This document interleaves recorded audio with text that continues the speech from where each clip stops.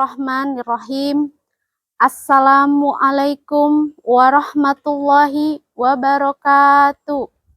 Alhamdulillahirabbil alamin. Puji dan syukur marilah kita panjatkan kepada Allah Subhanahu wa taala yang telah memberikan kita nikmat iman dan Islam. Salawat serta salam marilah kita curahkan kepada baginda kita Nabi Muhammad Sallallahu Alaihi Wasallam. Sahabat sajadah yang dirahmati Allah, tak terasa kita sudah berada di 10 hari terakhir Ramadan, di mana salah satu rukun Islam yang perlu kita amalkan yaitu zakat. Karena zakat merupakan salah satu kewajiban yang wajib dilaksanakan oleh umat muslim. Zakat sendiri memiliki berbagai fungsi dan manfaat. Beberapa di antaranya adalah dapat mensucikan hati dan membantu sesama umat muslim, di mana Islam sudah mengatur dan menetapkan siapa saja golongan yang berhak menerima zakat beserta hitungan yang perlu dikeluarkan berdasarkan jenis zakatnya. Maka kita sebagai umat Islam wajib mengeluarkan zakat pada harta yang dimiliki.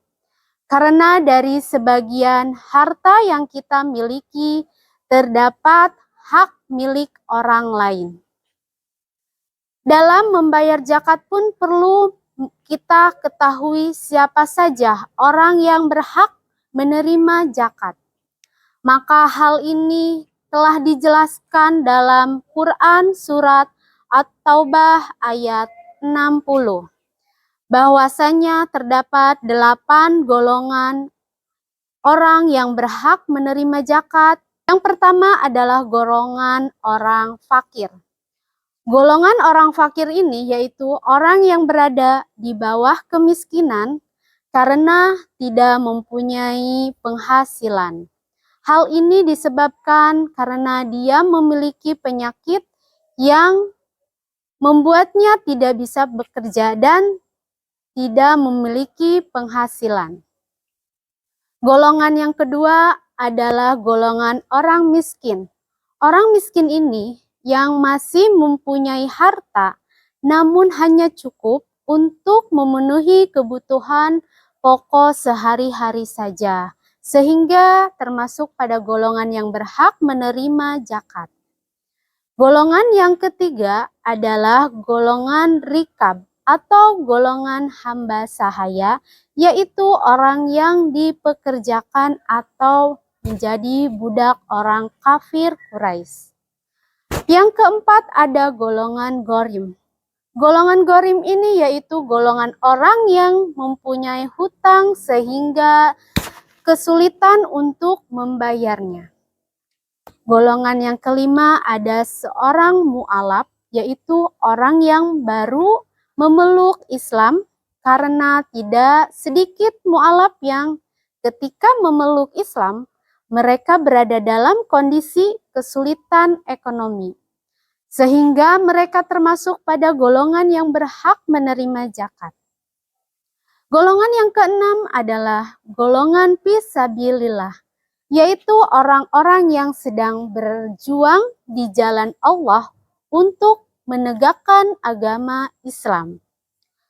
Golongan yang ketujuh yaitu golongan Ibnu Sabil, yaitu golongan orang yang sedang dalam perjalanan dan sudah kehabisan bekal sehingga tidak bisa meneruskan perjalanannya. Maka dia berhak untuk menerima zakat fitrah tersebut. Dan yang terakhir ada golongan amil zakat, yaitu orang yang mengolah zakat mulai dari menerima zakat sehingga membagikan zakatnya, dan seorang itu yaitu seorang muslim yang membantu mengelola zakat berhak untuk menerima zakat. Sahabat, itulah golongan-golongan orang yang berhak menerima zakat. Sahabat sajadah yang dirahmati Allah, marilah kita menenangkan Ramadan dengan menyegerakan membayar zakat fitrah sehingga Allah memberikan keberkahan kepada harta kita. Cukup sekian yang dapat saya sampaikan. Terima kasih. Wassalamualaikum warahmatullahi wabarakatuh.